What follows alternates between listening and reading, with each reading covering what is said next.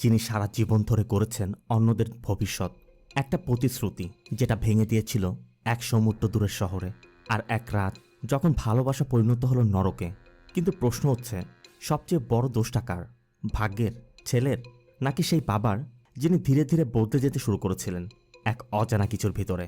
তবে সব প্রশ্নের উত্তর এখানে নেই, কারণ কখনো কখনো মানুষ নিজের পছন্দে খুনি হয় না, পরিস্থিতি তাকে সেই পথে ঠেলে দেয়। যখন ঘাড়ে চেপে বসে অসমাপ্ত ঋণ, অপমান আর প্রতারণার বিষ, তখন একমাত্র ভালো মানুষটাই ভেঙে পড়ে এমন এক সিদ্ধান্ত নেয় যার ভার সে নিজেও সারা জীবন বইতে পারে না।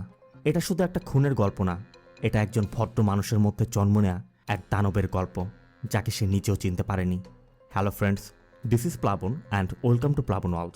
বলছি 2022 সাল হিন্দি ভাষায় মুক্তি পাওয়া ড্রামা থ্রিলার মুভি ভাদের কথা। এটা শুধু কোনো মুভিই না, এটা জীবনের এমন এক অধ্যায় যেটা কল্পনার চেয়েও ভয়ঙ্কর। ভারতের মধ্যপ্রদেশের গোয়ালিয়র, ইনি হচ্ছেন শম্ভুনাথ মিশ্রা। সারা জীবন শিক্ষকতা করে এখন রিটায়ার করেছেন। আর ইনি মিশ্রার ওয়াইফ মঞ্জু মিশ্রা। দুজনই তাদের ছোট্ট বাড়িতে বসবাস করছে। মিশ্রার একটি ছেলেও আছে, নাম দেবাকর, তবে সবাই গুড্ডু বলে ডাকে। মিশ্রা ব্যাংক থেকে এবং স্থানীয় কয়েকজনের থেকে ঋণ নিয়ে গুড্ডুকে পড়াশোনা করতে ইউএসএ পাঠিয়েছিল। গুড্ডু এখন ইউএসএতে সেটেল। মিশ্রাদের কাছে মাল্টিমিডিয়া ফোন নেই, তাই তারা প্রতি সপ্তাহে নির্দিষ্ট একটি দিন ইন্টারনেট ক্যাফেতে গিয়ে গুড্ডুর সাথে স্কাইপিতে কথা বলে। কিন্তু গুড্ডুর এটা একদমই অপছন্দ। আবার তারা যখন কল করে ইউএসএতে তখন রাত। গুড্ডু ইউএসএতে গিয়েছে 6 বছর হয়ে গেছে। সেখানে সে বিয়েও করেছে, একটি মেয়েও আছে। কিন্তু এই 6 বছরে সে একবারও বাড়িতে আসেনি। আর বাড়িতে আসার কথা বললেই টিকিটের টাকার অঙ্কের কথা শোনায়। এর উপর গুড্ডু যে মেয়েকে বিয়ে করেছে, মানে গুড্ডুর ওয়াইফ, সেও বিভিন্ন কাজের বাহানায় সবসময় মিশ্রাদেরকে এড়িয়ে যাওয়ার চেষ্টা করে। তারপরও বুড়ো বুড়িটা ছেলে আর নাতনিকে একবার দেখতে এত কষ্ট করেও সপ্তাহে একদিন এখানে আসে। মিশ্রা মূলত আজ গুড্ডুর সাথে একটা বিষয় নিয়ে আলোচনা করতে চেয়েছিল, কিন্তু গুড্ডুর মেয়ে কান্না করছিল দেখে গুড্ডু হুট করে কলটি কেটে দেয়। তাই মিশ্রার আর বলে ওঠা হয় না। আবার গুড্ডুর মেয়ের নাম রেখেছে এরিকা। মিশ্রার কথা এরিকা মিশ্রা এটা কোনো নাম হলো? মাঞ্জুর কথা এতটা খারাপও না কিন্তু। যদিও মিশ্রা চাকরি থেকে রিটায়ার করেছে, তারপর এখনও বাড়িতে বসে বাচ্চাদেরকে পড়ায়। তার মধ্যে এই মেয়েটির নাম হচ্ছে নায়না। নায়নাকে মিশনা আর মাঞ্জু খুবই ভালোবাসে। আবার মিশ্রা আদর করে বিল্লি বলেও ডাকে। মিশ্রা ক্রাইম ফিকশন পড়তে খুবই পছন্দ করে, তাই যখনই সুযোগ পায় মাঞ্জুকেও ক্রাইম ফিকশন পড়ে শোনায়। সারা মাস তাদের এভাবেই কেটে যায়। তবে মাসের শেষ হতেই হিসাব নিকাশের পালা। প্রতি মাসের শুরুতেই মিশ্রা ব্যাংকে টাকা তুলতে যায়, তাই আজও যাওয়ার সময় মাঞ্জু জানায় ঘরে আটা নেই। এই জন্য মিশ্রা আটার ব্যাগ নিয়ে বের হতেই যাচ্ছিল, তখন উপরের তলার বিট্টুর সাথে দেখা হয়। বিট্টু এখানে আন্ডারওয়্যারের ব্যবসা করে।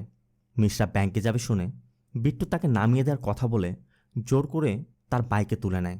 তবে এটা হেল্প করা নয়, হেল্প করার নামে নিজের কাজ সারিয়ে নেয় আর কি। বিট্টুর অনেক স্বপ্ন সে ইউএসএ যাবে, তাই মিশ্রাকে বলছিল গুড্ডু ভাইয়ের সাথে কথা বলে আমার একটা ব্যবস্থা করে দিন। কথা বলতে বলতে বিট্টু একটি দোকানে গিয়ে মিশ্রাকে নামিয়ে দেয় আর বলে এখানে পাশেই আপনার ব্যাংক, হেঁটে চলে যান। সাথে কিছু প্যাকেটও ধরিয়ে দিয়ে যাওয়ার পথে এক দোকানে দিয়ে যেতে বলে। মিশ্রাও সাদামাটা স্বভাবের লোক, তাই তাকে ফাও খাটিয়ে নিচ্ছে। এরপর মিশ্রা তার পেনশন তুলতে ব্যাংকে যায়।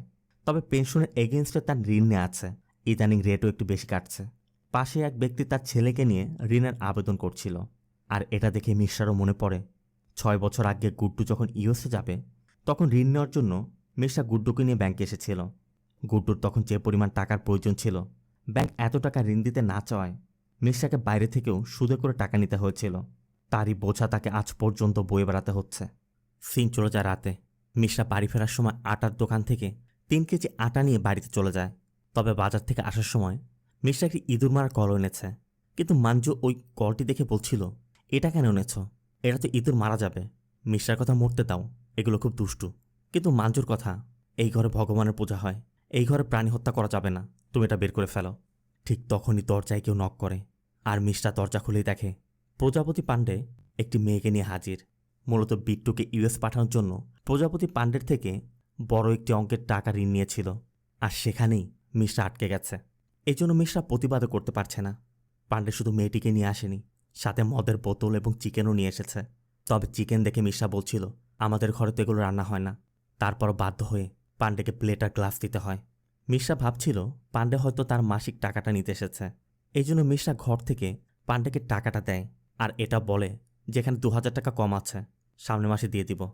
মিশ্রা ভাবছিল এরপর পাণ্ডে চলে যাবে, কিন্তু পাণ্ডে না গিয়ে ওই মেয়েটিকে নিয়ে মিশ্রাদের বেডরুমে চলে যায়। মাঞ্জু রান্নাঘর থেকে এসে দেখে পাণ্ডে তাদের বেডরুমে ঢুকে গেছে। দুজনই অসহায়, কিছুই বলতে পারছে না। এর কিছু সময় পর পাণ্ডে ওই মেয়েকে নিয়ে বেরিয়ে আসে, আর পাণ্ডে যাওয়ার সময় বলেও যায় এরপর থেকে পাওনা টাকাটা সময় মতো দেওয়ার চেষ্টা করবেন। পাণ্ডে চলে যেতেই মাঞ্জু তাদের বেডরুমে গিয়ে দেখে পুরো বিছানা এলোমেলো করে রেখেছে, ফ্লোরের মধ্যে ব্যবহৃত কন্ডম পড়ে আছে। তবে মাঞ্জুকে সরিয়ে দিয়ে মিশ্রা সব কিছু ক্লিন করে। এরপর রাতে যখন তারা ঘুমাতে যায়, মাঞ্জুর আজ পিছের কথা খুবই মনে পড়ছে, কারণ গুড্ডুর ইউএসএ যেতে 25 লক্ষ টাকার প্রয়োজন ছিল, কিন্তু মিশ্রা 10 লক্ষ টাকার বেশি ব্যবস্থা করতে পারছিল না। এই জন্য গুড্ডু বলছিল এই টাকা দিয়ে কি হবে, এটা দিয়ে তো আমার 6 মাসও যাবে না, সমস্যা কি, বাকি জীবন ওনার মতো এভাবে কাটিয়ে দিব। গুড্ডুর কথা আমি সারা জীবন কোচিং না করে নিজের চেষ্টায় এত দূর এসেছি। মিশ্রা বোঝানোর চেষ্টা করে যে আমার কাছে আর কি করার আছে, এ বাড়ি বিক্রি করে দিব। গুড্ডু বোঝায় দেখো বাবা, সবাই তো করছে, আর তুমি এত চিন্তা করছো কেন, ইউএসএ গিয়ে আমি তো সব ঋণ পরিশোধ করব। গুড্ডু ইউএসএ গিয়েছে ঠিকই, সেখানে গিয়ে সেটেল হয়েছে, সংসারও বসিয়েছে, কিন্তু এখানে যে ঋণ পরিশোধ করতে হবে কাজের ব্যস্ততায় হয়তোবা ভুলে গেছে। এই জন্যই মাঞ্জুর আজ সেদিনের কথাটা খুবই বেশি মনে পড়ছে। সিং চলে যায় পরবর্তী দিন পাণ্ডের পাথর ভাঙার ফ্যাক্টরিতে। তবে পাণ্ডে তার ফ্যাক্টরিতে গিয়ে দেখে ইন্সপেক্টর শক্তি এসে বসে আছে। মূলত মানি লন্ডারিং, মদের ব্যবসা, নারীবাজি, সুদের ব্যবসা, এই যত রকম অপকর্ম আছে পাণ্ডে সব কিছু করে বেড়ায়। আর এই জন্য প্রতি মাসে পুলিশকে একটা অ্যামাউন্ট দিতে হয়। শক্তি সেই টাকাটা নিতে এসেছে। তবে এখানে তাদের কথা আমরা এটাও জানতে পারি, পাণ্ডের দাদা নামে এক ব্যক্তির হয়ে কাজ করে। সিং চলে যায় রাতে, মাঞ্জুর হাঁটুর ব্যথা, এই জন্য মিশ্রা মাঞ্জুর পায়ে তেল মালিশ করে দিচ্ছিল। তখনই মিশ্রার আড়ালে মাঞ্জু গুড্ডুকে মিস কল দেয়, আর এরপর গুড্ডু যখন ফোন করে মাঞ্জু রিসিভ করে এমনভাবে মিশ্রাকে দেয় যেন গুড্ডুই যেন মিশ্রার সাথে কথা বলতে কল করেছে। তবে মিশ্রা ফোন নেওয়া মাত্রই গুড্ডু বলছিল মিস কল কেন দিয়েছ, কি বলবে তাড়াতাড়ি বলো। মিশ্রা তো পুরোই অবাক। গুড্ডু বলে দেখো বাবা, কাল আমি 5,000 টাকা পাঠিয়ে দিব, এখন আমার সময় নিয়ে আমি রাখছি, বলে গুড্ডু কল কেটে দেয়। মাঞ্জুও খুব আগ্রহ নিয়ে জানতে চায় ও কি বলল। মিশ্রা বলে কি বলবে আবার, তোমার ছেলে কাল 5,000 টাকা পাঠাবে, কি করব আমি এত টাকা দিয়ে। আর পরবর্তী দিন সকাল হতেই মিশ্রা এটিএমে টাকা তুলতে যায়, আর সেই এটিএমের বাইরেই পাণ্ডে তার মেয়েকে নিয়ে তার কারে বসেছিল। তাই মিশ্রাকে এটিএম থেকে টাকা তুলতে দেখে পাণ্ডে মিশ্রার পকেট থেকে পুরো টাকাটা নিয়ে নেয়। তবে মিশ্রাকে 500 টাকা ধরিয়ে দিয়ে বলে ওই দিন যে তোমার রুম ব্যবহার করেছি এটা তোমার রুমের ভাড়া, এরপর থেকে সময় মতো সব টাকা পরিশোধ করে দিবে। এরপর পাণ্ডে চলে যাচ্ছিল, কিন্তু পাণ্ডের কার স্টার্ট নিচ্ছে না। এজন্য পাণ্ডে মিশ্রাকে ডেকে কার ধাক্কা দিতে বলছিল, সাথে এটাও বলে তুমি যদি ধাক্কা না দাও আমার মেয়ের সামনে কিন্তু তোমাকে অপমান করব। এজন্য বাধ্য হয়ে মিশ্রা পাণ্ডের কার ঠেলতে শুরু করে। ঠিক তখনই শক্তিরা এদিক দিয়ে যাওয়ার সময় এটা দেখতে পেয়ে পাণ্ডের কারটি আটকে দেয়। তবে পাণ্ডে শক্তিকে বলছিল দেখুন স্যার, এটা আমাদের ঘরের ব্যাপার, শক্তির কথা ঘরের কথা হলে ঘরে বুঝতাম, যেহেতু মামলা বাইরের এখন আমাদের দেখতে হবে, তোমার সাথে তোমার বাচ্চা আছে বলে আজ ছেড়ে দিচ্ছি। এরপর শক্তি মিশ্রাকে একটি জায়গায় নামিয়ে দিয়ে বলে দেয় এরপর থেকে আপনাকে যদি জ্বালাতন করে সোজা আমার কাছে বলবেন। আর শক্তিরা চলে যেতেই মিশ্রা একটু পেস্ট্রি শপে যায়। মিশ্রা মূলত একটি কেক কিনতে চাচ্ছিল, কিন্তু কেকের অনেক দাম, মিশ্রার কাছে টাকাও আছে মাত্র 500। তাই মিশ্রা ছোট ছোট কয়েকটি কেক একত্র করে তারপর বিল্লি লিখে নিয়ে যায়, কারণ আজ নায়নার জন্মদিন। ছাদের উপর কয়েকটি বেলুন ফুলিয়ে মিশ্রার মাঞ্জু নায়নাকে নিয়ে নায়নার বার্থডে সেলিব্রেট করে। এরপর নায়না যখন চলে যাচ্ছিল মাঞ্জু বলছিল ও ওদের ঘরে জন্ম না নিয়ে আমাদের ঘরে তো জন্ম নিতে পারত। মিশ্রা বল ঠিকই বলেছ, মেয়ে হলে হয়তো এমনটা হতো না। অন্যদিকে পাণ্ডেকে দেখা যায় এক ব্রোকারের সাথে কথা বলছে। ঠিক তখনই দাদা কল করে এবং পাণ্ডেকে বলে আজ ইন্সপেক্টর এসেছিল বাসায়, তোকে ফোনে না পেয়ে আমাকে বিভিন্ন কথা শুনিয়ে গেছে, এরপর থেকে যেন এমনটা না হয়। পাণ্ডেও বলে সমস্যা নেই দাদা, আমি কিছু একটা ভেবে রেখেছি, আমি সমাধান করে ফেলব। সিন চলে যায় পরবর্তী দিন। মিশ্রা ঘরে বসে নায়নাকে পড়াচ্ছিল, তখনই পাণ্ডে ওই ব্রোকারকে নিয়ে মিশ্রাদের বাড়ি দেখাতে আসে। তবে মিশ্রা বলছিল দেখো, আমি তো আস্তে আস্তে তোমার টাকা পরিশোধ করে দিচ্ছি, পাণ্ডের কথা কতদিন এভাবে পরিশোধ করবে, নিজেও এখান থেকে বের হও, আমাকেও মুক্তি দাও, সবার জন্য ভালো হবে, এছাড়া আমার কাছে অন্য কোনো রাস্তা নেই। তবে কথা বলতে বলতেই পাণ্ডের চোখ পড়ে নায়নার উপর। মিশ্রা বিষয়টা বুঝতে পেরে নায়নাকে দ্রুত এখান থেকে চলে যেতে বলছিল। তবে নায়না যখন চলে যাচ্ছিল পাণ্ডে নায়নাকে ডেকে নায়নার নাম জানতে চায়, আর নায়নাকে কিছু টাকা দিয়ে দেয়। নায়না ছোট মানুষ না বুঝতে পেরে টাকা নিয়ে চলেও যায়। আর এরপর পাণ্ডে মিশ্রাকে বলে যায় তাড়াতাড়ি বাড়িটি খালি করো। মিশ্রা এখন বুঝতে পারছে না সে কী করবে, সে কোথায় যাবে, কার সাহায্য নিবে। এজন্য মিশ্রা অনেক চিন্তাভাবনা করে পাণ্ডের বিরুদ্ধে কমপ্লেন করতে থানায় যায়। তবে থানায় গিয়ে দেখে পাণ্ডের শক্তির সাথে কথা বলছে, আর পাণ্ডে মিশ্রাকে দেখেই বুঝতে পারে পাণ্ডে তার বিরুদ্ধে কমপ্লেন করতে এসেছে। এই জন্য ইন্সপেক্টর শক্তিকে বলে যায় মাস্টারজি যে কমপ্লেন দেয় ভালো করে নিয়েন। তবে পাণ্ডের বিষয় নিয়ে শক্তিও খুব বিরক্ত। তাই শক্তি মিশ্রাকে বলেই দেয়, আমাদের তো আর কোনো কাজ নেই, আপনাদের এইসব ঝামেলা নিয়ে পড়ে থাকবো। ও খুব খারাপ মানুষ, যত দ্রুত সম্ভব ওর টাকা পরিশোধ করে দিন। আর পাণ্ডের বিরুদ্ধে থানায় কমপ্লেন করতে চাওয়ায় ওই রাতেই পাণ্ডে মিশ্রার বাড়িতে এসে মিশ্রাকে ইচ্ছামতো মারধর করে। মাঞ্জু তখন মন্দিরে ছিল। পাণ্ডে কিছুক্ষণ মারধর করে ড্রিঙ্ক করতে শুরু করে। তবে বেশ কিছুক্ষণ পর পাণ্ডে মিশ্রাকে বলে, আমি যখন ইচ্ছা তোমাকে বের করে দিতে পারি। তুমি কি ভেবেছ তোমার ছেলে আসবে তোমাকে বাঁচাতে? শোনো, আমি যা বলছি তোমার ভালোর জন্যই বলছি। তোমার যে ইন্টারেস্ট আছে তার থেকে আমি 1-1.5 লাখ টাকা মৌকুফ করে দিব।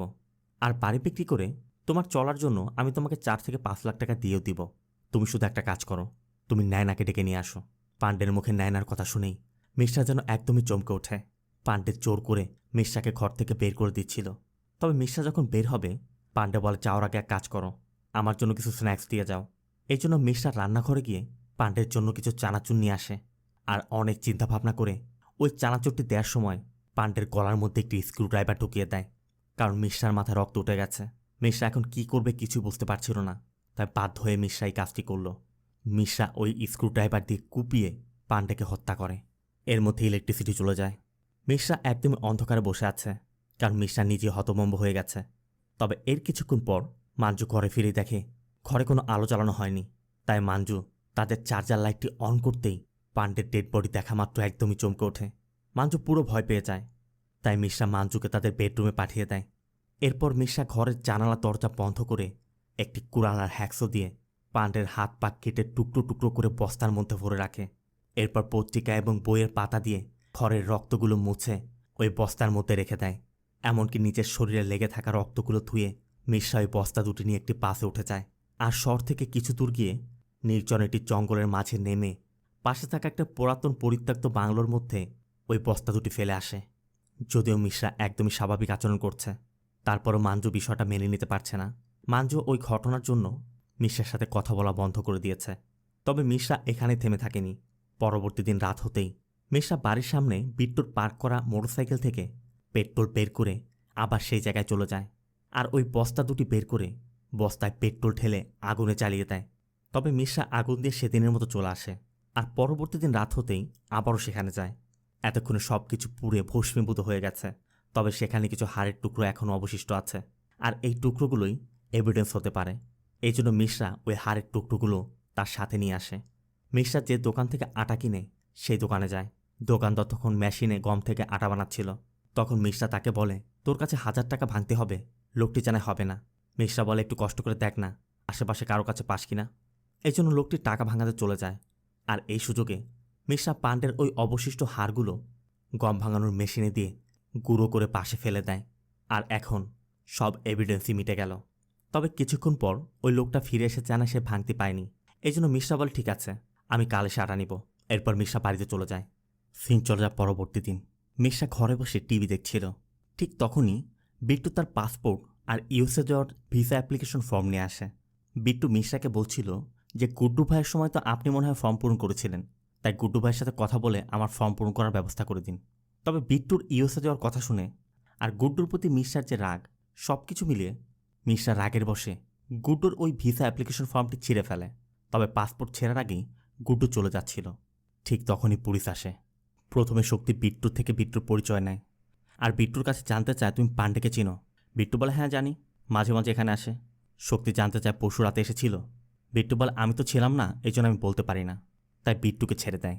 এরপর শক্তি মিশ্রাকে বলে, পাণ্ডে 3 দিন যাবৎ নিখোঁজ, ওর ফোনও বন্ধ। ওর ফোনের লাস্ট লোকেশন ট্রেস করে জানা গেছে সব শেষে ও এখানে এসেছিল। আর আপনার কাছে তো রেগুলার আসা যাওয়া করতো। শেষ আপনার সাথে কবে দেখা হয়েছিল? মিশ্রা বলে, আমি যেদিন আপনার কাছে কমপ্লেন করতে গিয়েছিলাম ওই রাতে আমার এখানে এসেছিল। শক্তি জানতে চায় কেন এসেছিল। মিশ্রা বলে, আমি ওর সুদ সমেত সব টাকা পরিশোধ করে দিয়েছিলাম। এরপর টাকা নিয়েও চলেও গিয়েছিল। শক্তি জানতে চায় ও কি একা এসেছিল না সাথে কেউ ছিল। মিশ্রা বলে, ওই দিন একা এসেছিল, তবে অন্যান্য দিনের কথা বলে যে সাথে একটি মেয়ে নিয়ে আসতো। শক্তি মিশ্রার কাছে এটাও জানতে চায় যে আপনার সামনে ফোনে কারোর সাথে ঝগড়া করেছিল বা কারোর সাথে কোনো কথা কোনো কিছু আপনার সাথে শেয়ার করেছিল। মিশ্রা সোজা বলে দেয়, এমন আমি কিছুই শুনতে পাইনি। এর মধ্যে কনস্টেবল টেবিলের উপর মনোহর কাহানিয়া একটি ম্যাগাজিন দেখে জানতে চাচ্ছিল, আপনি এটা পড়েন? আমার এটা এখনও পড়া হয়নি। তবে এরপর শক্তি মাঞ্জুকে ডাকে। মিশ্রা জানা ইদানিং ওর শরীরটা খুব খারাপ, এই জন্য শক্তিরা চলে যায়। তবে যাওয়ার সময় বলে যায়, পাণ্ডের বিষয়ে কোনো কিছু জানতে পারলে থানায় এসে অবশ্যই জানাবেন। এদিকে মাঞ্জু ওই বিষয়টা এখনও মেনে নিতে পারছে না। আবার মাঞ্জু এখন দুঃস্বপ্ন দেখতে শুরু করেছে যে মাঞ্জু যেহেতু মিশা খুনের ব্যাপার জেনে গেছে, মিশা হয়তো মাঞ্জুকে খুন করতে পারে।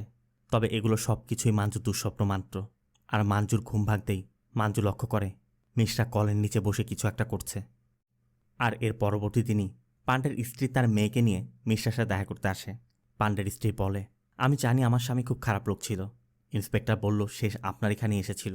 ও যেমনই ছিল আমাদের সাথে ছিল, কিন্তু আমার মেয়েটার সাথে খুব ভালো ব্যবহার করত। মেয়েটা সবসময় বাবাকে খোঁজে। অনেকদিন হয়ে গেছে আমরা তার খোঁজ পাচ্ছি না।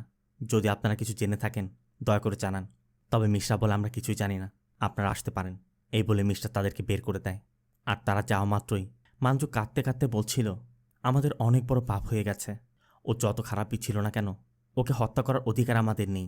আমরা তার ওকে সাজা দিতে পারি না। আমরা অনেক বড় অন্যায় করে ফেলেছি। আর মাঞ্জুর কথাগুলো অনেক চিন্তাভাবনা করে মিশ্রা শক্তির সাথে দেখা করতে থানায় যায়। তবে গিয়ে কনস্টেবল সীতারামের সাথে কথা বলে জানতে পারে শক্তি ভোপাল গিয়েছে। আর মাঝে মাঝে শক্তি সেখানে যায়। সীতারাম মিশ্রার কাছে জানতে চায় পাণ্ডের বিষয়ে কোনো আপডেট পেয়েছেন। মিশ্রা বলে, না, কোনো আপডেট পাবেনও না। সীতারাম বলে, কেন, আপনি কি ওকে মেরেছেন? মিশ্রা বলে, হ্যাঁ, আমি মেরেছি। সীতারাম আবার বলে, কি দিয়ে মেরেছেন? চাকু দিয়ে?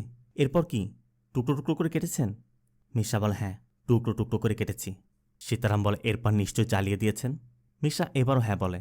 মূলত মনোয়ার কাহানিয়ার এবার যে এডিশনটা বের হয়েছে, সেই এডিশনের 23 নম্বর পাতায় এভাবেই খুনের বর্ণনা দেওয়া হয়েছে। তাই সীতারাম ধরেই নেয় মিশ্রা যেহেতু মনোয়ার কাহানিয়ার ওই ম্যাগাজিন পড়ে, তাই ওই ম্যাগাজিনের কথাই তার সাথে শেয়ার করছে। আর সেই গল্পের মধ্যে আগুনে পুড়িয়ে ফেলার পর তার অস্থিগুলো গঙ্গায় ভাসিয়ে দেওয়ার কথা উল্লেখ আছে। কিন্তু মিশ্রা বলে, আমি ওর হাড়গোড় পিষে চূর্ণ করে ফেলে দিয়েছি। আর মিশ্রার মুখে এসব শোনার পর সীতারাম বলছিল, আপনার নিজেরই তো ম্যাগাজিন লেখা উচিত। তবে মিশ্রা বলছিল, দেখুন, সত্যি আমি ওকে মেরেছি। কিন্তু সীতারাম কিছুতেই বিশ্বাস করতে চাচ্ছে না। সীতারাম মনে করছে মিশ্রা অথবা তাকে গল্প বলছে। তাই সে অন্য একজন কনস্টেবল ডেকে মিশ্রাকে থানা থেকে বের করেও দেয়। আর মিশ্রা এখান থেকে বাড়িতে চলে যায়। মাঞ্জু মন্দির থেকে বাড়ি ফিরে দেখে মিশ্রা সোফায় বসে ড্রিঙ্ক করছে। মাঞ্জু কিছু না বলে চলে যাচ্ছিল। তখনই মিশ্রা বলে, আমি থানায় গিয়েছিলাম। আমি কোনো পাপ করেছি বলে আমি থানায় যাইনি। আমি এজন্যই গিয়েছিলাম কারণ তোমার মনে হচ্ছে আমি পাপ করেছি। এরপর মিশ্রা মাঞ্জুকে 2 মিনিটের জন্য পাশে বসতে বলে। আর ওই রাতে পাণ্ডে মিশ্রাকে যা যা বলেছিল মিশ্রা মাঞ্জুকে সেই কথাগুলো বলে। আর সবশেষে যখন ন্যানাকে ডাকতে বলে তখনই মাঞ্জু রেগে বলছিল, তোমার মাথা খারাপ হয়ে গেছে, তুমি সব কি বলছো? এত নিচে নেমে গেছো তুমি। মিশ্রা বলে, তোমার নিশ্চয় রাগ হচ্ছে, নিশ্চয় আমাকে মেরে ফেলতে ইচ্ছা করছে। আমারও এমনটাই হয়েছিল, তাই আমি ওকে মেরে ফেলেছি। তবে আমি বিশ্বাস করি আমি কোনো খুন করিনি। আমি অসুরের বধ করেছি। কে কি ভাবলো সেটা আমার দেখার বিষয় না। আমার যেটা সঠিক মনে হয়েছে আমি করেছি। আর সব কিছু জানার পর মাঞ্জু এখন বুঝতে পারছে মিশা কেন ওই কাজটি করেছে। অন্যদিকে শক্তিকে দেখা যায় ফিরে এসেছে। সীতারাম ও শক্তির সাথে কথা বলতে বলতে পাণ্ডের প্রসঙ্গ উঠলে সীতারাম মিশ্রার বিষয়টিও বলে যে সকালে থানায় এসে উল্টাপাল্টা বলছিল সেই নাকি ওকে খুন করে কেটে পুড়িয়ে দিয়েছে, পিষে ফেলেছে। তবে সীতারামের থেকে সব শোনার পর শক্তির একটু সন্দেহ হয়। তাই পরবর্তী দিন সকালেই মিশ্রাকে থানায় ডাকে। আর মিশ্রা সীতারামকে যে সকল কথা বলেছে, যেভাবে যেভাবে বলেছে, ঠিক সেরকম একটি স্টেটমেন্ট রেডি করে মিশ্রাকে সেটি সিগনেচার করতে বলছিল। কিন্তু মিশ্রার কথা, আমি কখন এগুলো বললাম? আমি তো এগুলো বলিনি। উনি তো আমাকে বলেছে। আমি তো সেদিন ওনাকে মনোহর কাহানি আর নতুন এডিশন দিতে এসেছিলাম। তবে তারপরও শক্তি জোরপূর্বক মিশ্রাকে সিগনেচার করতে বলছিল।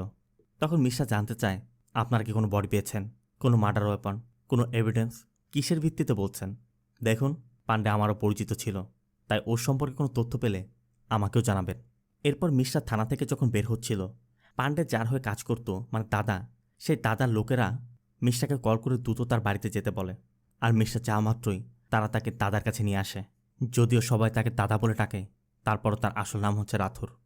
রাথোর মিশ্রাকে ওই ব্রোকারকে দেখিয়ে বলে, ইনি আপনার সকল ঋণ পরিশোধ করে দিয়েছে, আপনি বাড়িটা ছেড়ে দিন। মিশ্রা পাণ্ডের কথা জানতে চায়। রাথোর বলে, আমাদের হয়ে কাজ করত, কয়েকদিন যাবত নিখোঁজ। মিশ্রা বলে, কিন্তু আমি পাণ্ডেকে তো সব সুদ সমেত পুরো টাকা পরিশোধ করে দিয়েছিলাম। রাথোর বলে, তাহলে এক কাজ করুন, আপনাকে আমি 3 দিনের সময় দিচ্ছি। আপনি 3 দিনের মধ্যে পাণ্ডেকে খুঁজে বের করে নিয়ে আসুন। যদি না পারেন 3 দিন পর বাড়ি ছেড়ে দিবেন। রাথোরও বেশি কথা বলা মানুষ নয়, তাই রাথোর আর কোনো কথাই শুনতে চাচ্ছে না। মিশ্রা পড়েছে এখন এক বিপদে। এখন সে কী করবে? অন্যদিকে মাঞ্জু যখন মন্দির থেকে বাড়ি ফিরছিল, শক্তি মাঞ্জুর সাথে দেখা করে এবং বলে, দেখুন, মাস্টারজি সীতারামকে তো সব সত্যিটা বলে দিয়েছে। আপনি শুধু তাকে বলুন আমাদের সাথে কোঅপারেট করতে। আজ অথবা কাল ওনাকে ধরা পড়তেই হবে, উনি ফেঁসে গেছে। মাঞ্জু শুধু বলে, দেখুন, 40 বছর যাবত ওই ব্যক্তির সাথে আমি সংসার করছি। ফেরেশতার মতো একটা মানুষকে আপনারা কিভাবে এই অপবাদ দিতে পারেন? শক্তিও বুঝতে পারছে মাঞ্জুর থেকে সে কোনোরকম হেল্পই পাবে না। আর এখান থেকে বাড়ি ফিরেই দেখে মিশ্রা বসে কিছু চিন্তা করছে। মাঞ্জু জানতে চায় কি হয়েছে। এরপর মিশ্রা রাথোরের বিষয়টা খুলে বলে যে 3 দিনের সময় দিয়েছে, 10 লাখ টাকা পরিশোধ করতে না পারলে 3 দিন পর বাড়ি ছেড়ে দিতে হবে। এজন্য মাঞ্জু আর মিশ্রা ইন্টারনেট ক্যাফেতে গিয়ে গুড্ডুকে কল করে বিষয়টি জানায় যে 10 লাখ টাকার দরকার, না হলে বাড়ি ছেড়ে দিতে হবে। গুড্ডু বলে 10 লাখ টাকা? তোমরা কি মজা পেয়েছ? সবেমাত্র আমি এখানে বাড়ি নিয়েছি, এত টাকা আমি কোথায় পাবো? আর 2 দিন পর পর তোমাদের এই সমস্যা ওই সমস্যার কথা বলে টাকা চাও। তোমরা এরিকার সাথে কথা বলবে না কথা বলো। তবে এরিকাকে আনার আগেই মিশ্রা কল কেটে দেয়। আর ইন্টারনেট ক্যাফেতে তাদের যে বাকি টাকা ছিল সেই টাকাটা পরিশোধ করে তাদের অ্যাকাউন্টটি চিরদিনের মতো ক্লোজ করে দিতে বলে। কারণ গুড্ডুর জন্য তারা ঋণ নিয়েছিল। যে গুড্ডু সেই টাকা পরিশোধ করার কথা ছিল, সেই গুড্ডু আজ উল্টো কথা বলছে।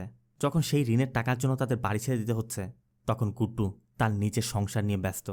তাই এমন ছেলে থাকার না থাকার অর্থটাই কি? এরপর মিশ্রারা তাদের পরিচিত রিক্সা নিয়ে বাড়িতে চলে যায়। আর তারা বাড়িতে ঢোকা মাত্রই শক্তি ওই রিক্সা চালকের সাথে কথা বলে এবং জানতে পারে মিশ্রা যখনই কোথাও যায় একে সাথে নিয়ে যায়। শক্তি ওই রাতের কথাও জানতে চায় যে ওই রাতে মিশ্রা কোথাও গিয়েছিল কিনা। রিক্সা চালক বলে হ্যাঁ, ওই রাতে 2টি বস্তা নিয়ে সে বাস স্টপে গিয়েছিল। শক্তি জানতে চায় বস্তায় কী ছিল। লোকটি বলে বস্তায় কী ছিল আমি জানি না, তবে যখন আমি রিক্সা চালাচ্ছিলাম আমার মনে হচ্ছিল রিক্সায় 2 জন মানুষ বসে আছে। মানে 2 জন মানুষের যে ভর হয় তার কাছে তেমনটা অনুভূত হচ্ছিল। সে এটাও বলে আমি তাকে বাস স্টপের পাশের এটিএমের সামনে নামিয়ে দিয়েছিলাম। তবে তার কথা সত্যতা যাচাই করতে ওই এটিএমের ফুটেজও পরীক্ষা করে দেখা হয় ওই রাতে মিশ্রা সেই এটিএম থেকে টাকাও তুলেছিল। তার মানে শক্তি এটা শিওর হয়ে গেছে মিশ্রাই পাণ্ডের কিছু একটা করেছে। এই জন্য পরবর্তী দিনই শক্তি মিশ্রার সাথে দেখা করে এবং বলে দেখুন মাস্টার সাহেব, পাণ্ডেকে আপনি মেরেছেন, জ্বালিয়েছেন, কি করেছেন এই কোনো কিছু তাতে আমার কিছুই যায় আসে না। আপনি শুধু আমাকে পাণ্ডের ফোনটি দিয়ে দিন। আপনি আমাকে ফোনটি দিয়ে দিন, আমি কোনোভাবে কেস ক্লোজ করে দিব। কিন্তু মিশ্রা সোজা বলে দেয় পাণ্ডের সম্পর্কে আমি কিছুই জানি না। তবে শক্তি আবার একটু রেগে গেছে। শক্তি মিশ্রাকে একটু শক্ত ভাষায় বলে আজ আমি সিভিল আসলেও কাল আপনার সাথে ইউনিফর্মে দেখা হবে। আর এই বয়সে 7 দিনের রিমান্ড কিন্তু সহ্য করতে পারবেন না, তাই ওর ফোনটা আমাকে দিয়ে দিন। কিন্তু মিশ্রাও তার কথায় অটল। এই জন্য শক্তি রাগ করে চলেই যায়। তবে শক্তি যেহেতু ফোনের কথা বলছে এই জন্য মিশ্রা বাড়ি গিয়ে পাণ্ডের ফোনটি তন্ন তন্ন করে খোঁজে, কারণ মিশ্রা তো কোনো ফোন পায়নি। তবে খুঁজতে খুঁজতে সোফার চিপার মধ্যে পাণ্ডের ফোনটি পাওয়া যায়। তবে এতদিন চার্জ না থাকায় ফোনটি বন্ধ হয়ে গেছে। তাই পাশের একটি দোকান থেকে চার্জার কিনে মিশ্রায় ফোনটি চার্জ করে। আর এখান থেকে বাড়িতে ফিরেই দেখে রাথোরের লোকজন তাদের সব কিছু নিচে ফেলে দিচ্ছে। মিশ্রা সহ্য করতে না পেরে একসময় রাথোরের গাড়ির কাঁচ ভেঙে ফেলে। আর এজন্য রাথোরের লোকজন মিশ্রাকে মারধর করে মিশ্রার মাঞ্জুকে বাড়ি থেকে বের করে দেয়। সিন চলে যায় রাতে। মিশ্রাকে হসপিটাল আনা হয়েছে। মাঞ্জু গুড্ডুকে কল করতে যাচ্ছিল, কিন্তু গুড্ডুর নম্বর পাচ্ছে না। মিশ্রা বলে পাবেও না, আমি ডিলিট করে দিয়েছি। আমি যদি মরেও যাই ওকে তুমি ডাকবে না। তবে তাদের কথার মধ্যেই শক্তি এসে পড়ে। মিশ্রা মাঞ্জুকে একটু বাইরে যেতে বলে। শক্তি তখন বলছিল আমি আপনাকে নিজেকে বাঁচাতে সুযোগ দিয়েছিলাম, এখন তো দেখেছেন। কিন্তু মিশ্রার কথা, সুযোগ আমাকে দাওনি, তুমি নিজেকে বাঁচাতে দিয়েছ। এরপর মিশ্রা পাণ্ডের ফোনটি বের করে বলে গতকালই পেয়েছি। আমি যখন স্কুলে শিক্ষকতা করতাম একদিনের বাচ্চাকে একটা থাপ্পড় দিয়েছিলাম, 5 দিন পর্যন্ত ঘুমাতে পারিনি। আর সেই আমি পাণ্ডের গলার এইখান দিয়ে স্ক্রুড্রাইভার ঠকিয়ে ওকে খুন করেছি। কিন্তু আমার কাছে একটু আফসোস মনে হয়নি। নায়নার বয়স মাত্র 12 বছর। 12 বছরের ওই বাচ্চাকে নিয়ে কেউ এমনটা কিভাবে ভাবতে পারে? তাই এমন লোককে মেরে ফেলতে আমার বিন্দু মাত্র বাঁধেনি। আমার যেটা করার আমি করে দিয়েছি, এখন আপনার যা করার আপনি করুন। এরপর শক্তি চলে যাচ্ছিল। তবে মাঞ্জু শক্তিকে বলে দেখুন, বিয়ের পর থেকে আজ পর্যন্ত একদিনের জন্য দুজন আলাদা হয়নি। তাকে যদি জেলে নিতেই হয় আমাকেও সাথে নেবেন। আর আপনার যদি আরও এভিডেন্স লাগে আমি আপনাকে দিব। এমন এভিডেন্স আমি আপনাকে দিব যা সম্পর্কে কেউই জানে না। আর এখান থেকে বাড়িতে ফিরেই শক্তি ওই ফোনে থাকা একটি ভিডিও দেখছিল। আর এখানে আমরা এটাও দেখতে পাই শক্তির এমএলএর ওয়াইফের সাথে অবৈধ সম্পর্ক ছিল। মাঝে মধ্যে তারা হোটেলে গিয়ে দেখা করত। কিন্তু এবার হোটেলে না গিয়ে এমএলএর অনুপস্থিতিতে তার বাড়িতে গিয়ে যখন তারা অপকর্মে লিপ্ত ছিল, ঠিক তখনই পাণ্ডে তাদের আপত্তিকর ভিডিও তৈরি করে নিয়ে এসেছিল। আর পাণ্ডে সেদিন থানাতে শক্তিকে ওই ভিডিও দেখেই ব্ল্যাকমেইল করছিল। আর এজন্যই শক্তি পাণ্ডেকে নয়, পাণ্ডের ফোনটি খুঁজছিল। এরপর মাঞ্জুর দেয়া তথ্য মতে শক্তি মাঞ্জুদের ওই কলের নিচ থেকে পাণ্ডেকে হত্যা করা সেই স্ক্রুড্রাইভার এবং পাণ্ডের রক্তমাখা পোশাকগুলো উদ্ধার করে। আর শক্তি রাথোরের অপকর্ম সম্পর্কে আগে থেকেই জানত। তা পাণ্ডেকে হত্যার অপরাধে পাণ্ডের বাড়ি থেকে ওই সকল কিছু উদ্ধারের নাটক সাজিয়ে রাথোরকে অ্যারেস্ট করে। এরপর মিশ্রাকে দেখা যায় কনস্টেবল সীতারামকে মনোহর কাহানিয়ার নতুন এডিশন দিতে এসেছে। আর সেলের মধ্যে রাথোরকে দেখে মিস্টার রাথোরকেও বলে, আপনি আমার থেকে অন্যায়ভাবে সুদের পর সুদ নিয়ে গেছেন। আপনার থেকে আমি যে পরিমাণ টাকা নিয়েছিলাম আর যা পরিশোধ করেছি তাতে আপনি আমার থেকে আর 10,000 টাকা পান। এই টাকাটা এখানে দিতে পারছি না, আপনার বাড়িতে আমি পৌঁছে দিব। সাথে রাথোরকে এটাও বলে যায়, আমি পান্ডেকে খুন করে কেটে টুকরো টুকরো করে ফেলেছিলাম। আর এটা শুনে রাথোর চিৎকার করে বলছিল, ও খুন করেছে, আমি করিনি, ওকে ধরো। কিন্তু কেউই রাথোরের কথা বিশ্বাস করছে না। মিশ্রা শক্তিকে দেখে মুচকি হেসে বেরিয়ে আসে। এরপর মিশ্রা আর মাঞ্জু তাদের এই বাড়িটি ছেড়ে দেয়। আর যাওয়ার সময় নায়নার বাড়িতে গিয়ে নায়নার বাবার হাতে তাদের বাড়ির চাবিটি দিয়ে বলে যায়, আজ থেকে এই বাড়িটি নায়নার। এই বলে তারা চিরদিনের জন্য এই শহর থেকে চলে যায়। আমি আগে আপনাদের বলেছিলাম, এটা শুধু কোনো মুভির গল্প নয়, এটা জীবনের এমন এক অধ্যায় যেটা কল্পনার চেয়েও ভয়ঙ্কর। মুভিটি দেখে কার কেমন লেগেছে সেটা আমি জানি না, তবে এই মুভিটি কিন্তু আমাদের চোখে আঙ্গুল দিয়ে বেশ কিছু বিষয় দেখিয়ে দিয়েছে। আর যাই করুন না কেন, সাধ্যের বাইরে গিয়ে ঋণ করে অন্তত সন্তানকে বিদেশ পাঠাবেন না। আমি বলছি না পাঠাবেন না, পাঠাবেন, সেটা যদি আপনার সাধ্যে থাকে। কিন্তু ঋণ করে করার আগে 10 বার ভেবে নেবেন। আর বৃদ্ধ বয়সে একজন বাবা মা সন্তানের থেকে টাকা চায় না, তাদের সান্নিধ্য চায়, তাদের ভালোবাসা চায়। আমাদের উচিত বৃদ্ধ বয়সে বাবা মার পাশে দাঁড়ানো, তাদেরকে সময় দেয়া, সুখ দুঃখ ভালোবাসা